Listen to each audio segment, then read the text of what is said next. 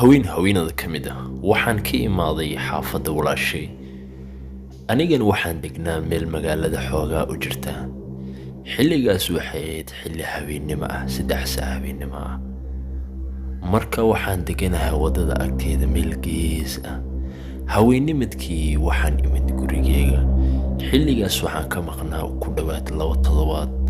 Markii aan imaaday gurigeyga waxaan arkay wax badan inay isbedeleen. Xitaa waan fahmi waayey in aan ku jiro guriga in kale.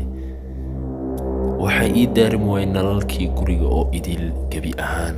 Waxaan soo qaatay toosh anigoo rabo meel walba in aan iska hubiyo. Kadibna aad iyo aad baan u daalanaa oo habeenkii oo idil waan soo lugeynayay. Haweennimadkii xoogaa walwal ayaa i galay, mana garan karin waxaan sameeyo. Xoogaa markaan yara fikiray ayaan waxaan arkay in waxa meesha ay yihiin in waxa ay ka bedelan yihiin.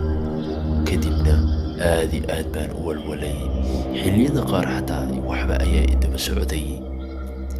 Habeenkii xilli dambe waan iska seexday. Xilli ay ahayd 12 subaxnimo ayaa hurdi aan helay. Kadibna aad iyo aad baan u walwalay. Waxay soo kiicay saacadda. Isla markaa saacadda ayaa ii programsanaa oo kafee ayaan caway. Kadibna waxaan sameeyay waan garan waayay oo xalliyo dhan ayaan dhafarsanaa.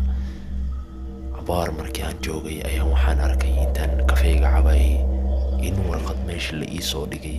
Kadibna waxaa ku qornaa meesha guriga si dhaqsi leh isiga guur haddii kale waan ku dilaynaa. Aad iyo aad baan u walwalay.